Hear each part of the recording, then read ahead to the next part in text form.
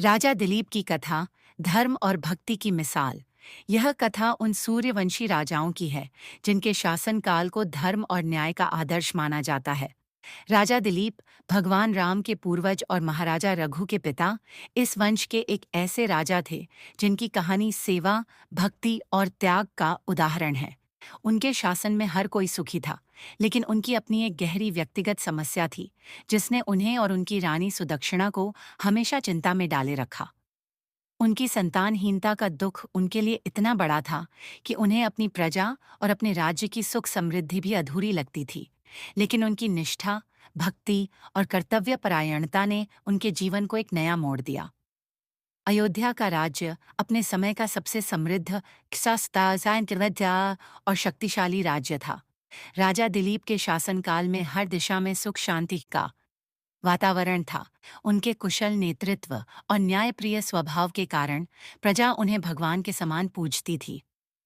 लेकिन इस सुख और समृद्धि के बीच राजा और रानी के मन में एक गहरी चिंता थी। उनकी कोई संतान नहीं थी। इस समस्या ने उन्हें हमेशा परेशान रखा। राजा अक्सर सोचते, मेरे बाद इस राज्य का क्या होगा?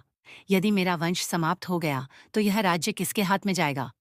रानी सुदक्षिणा भी इस समस्या को लेकर चिंतित रहती थीं। उन्होंने कई बार राजा से कहा, स्वामी, आप इतने महान राजा हैं, लेकिन हमारी यह समस्या हमें हमेशा कचोटती रहती है। क्या कोई ऐसा उपाय नहीं है जिससे यह समस्या हल हो सके?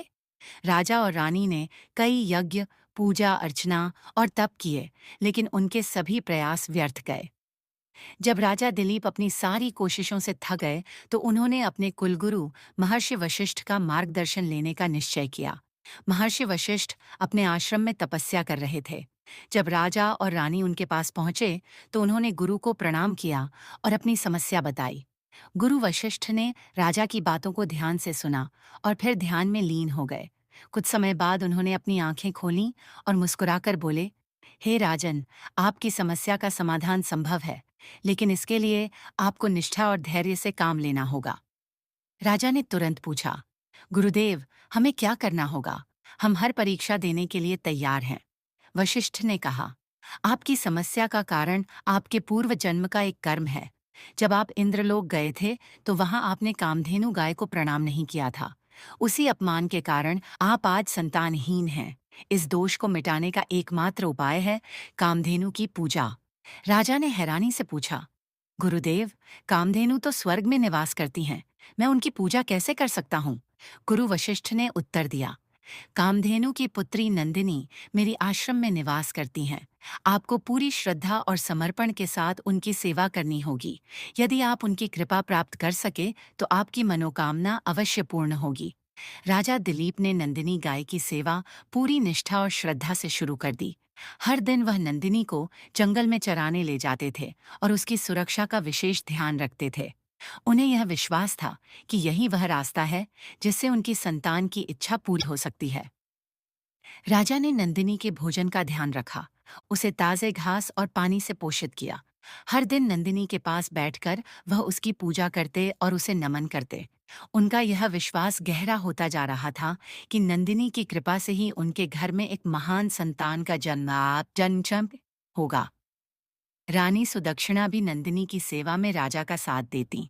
वह नंदिनी के लिए ताजे फल और फूल लेकर आती और उसे मनमोहक तरीके से स्नान कराती। उनका यह प्रेम और समर्पण देखकर नंदिनी भी अपनी विशेष कृपा उन पर बरसाती।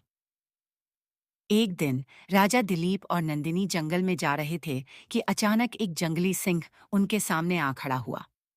सिंह ने जोर से गरजते हुए कहा, हे राजा, यह जंगल मेरा है। मैं नंदिनी को अपना आहार बनाऊंगा। यदि तुम मेरे रास्ते में आए तो तुम्हें अपनी जान गंवानी पड़ेगी। राजा दिलीप ने सिंह से कहा, मैं नंदिनी की रक्षा के लिए अपना जीवन भी बलिदान कर सकता हूँ। उसे नुकसान पहुंचाने के लिए तुम्हें पहले मुझे हराना होगा। राजा दिलीप की यह बात सुनकर सिंह ने हमला करने की कोशिश की। राजा ने अपनी तलवार खींची और सिंह को चुनौती दी। सिंह का हमला बहुत तेज था, लेकिन राजा दिलीप ने साहस से उसका सामना किया। यह संघर्ष कुछ समय तक चलता रहा। फिर अचानक सिंह ने राजा पर एक भीषण हमला किया, जिससे राजा पूरी तरह से निःशक्त हो गए और भूमि पर गिर पड़े। राजा दिलीप की शक्ति खत्म हो गई थी, लेकिन उनके मन में नंदिनी के प्रति प्रेम और समर्पण पूरी तरह से कायम था। राजा दिलीप के गिरने के बाद नंदिनी गाय ने अपनी दिव्य शक्ति का प्रदर्शन किया। एक हल्की सी रोशनी से पूरे जंगल में आभा फैल गई और सिंह का रूप बदलने लगा।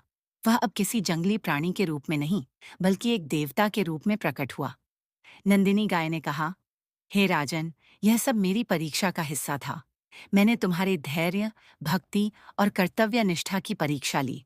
तुमने अपनी जान की परवाह किए बिना अपनी गाय की रक्षा की, और यही तुम्हारी सच्ची निष्ठा का प्रमाण है। राजा दिलीप धीरे धीरे उठे और नंदिनी के सामने नतमस्तक हो गए। उन्होंने कहा, माँ, मैंने केवल अपना कर्तव्य निभाया है। मैं जानता था कि नंदिनी मेरी संतान प्राप्ति का माध्यम बनेंगी। नंदिनी गाय ने मुस्कुराते हुए राजा को आशीर्वाद दिया। तुम्हारी पूजा और भक्ति ने मुझे प्रसन्न किया है। अब मैं तुम्हें एक वरदान देती हूँ। तुम्हारे घर में एक तेजस्वी पुत्र का जन्म होगा, जो तुम्हारे वंश को गौरव प्रदान करेगा। नंदिनी गाय के आशीर्वाद के बाद कुछ समय के भीतर राजा दिलीप और रानी सुदक्षिणा के घर एक पुत्र का जन्म हुआ। यह बालक अत्यंत रूपवान और शक्तिशाली था। उसका नाम रघु रखा गया।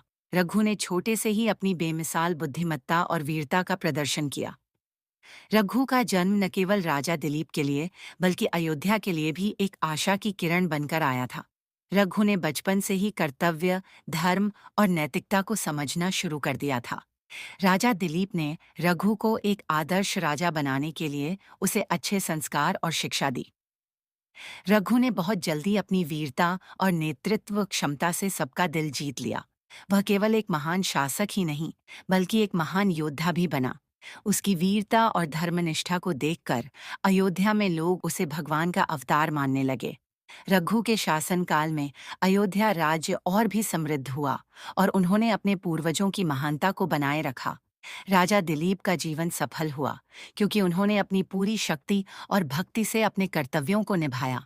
उनके द्वारा की गई नंदिनी गाय की पूजा और भक्ति ने उन्हें न केवल संतान दी, बल्कि उनके वंश को भी अमर बना दिया। राजा दिलीप की यह कहानी हमें यह सिखाती है कि सच्ची भक्ति और समर्पण से कोई भी कठिनाई पार की जा सकती है। उनका जीवन यह साबित करता है कि अगर हम अपने कर्तव्यों और धर्म के प्रति निष्ठावान रहते हैं, तो ईश्वर हमारी सहायता करते हैं। यह कहानी उन सभी के लिए प्रेरणा है, जो जीवन में किसी न किसी समस्या या संकट का सामना कर रहे हैं। राजा दिलीप का समर्पण, उनकी भक्ति और कर्तव्य परायणता हमें यह सिखाती है कि हमें हमेशा अपने कर्मों में निष्ठा रखनी चाहिए।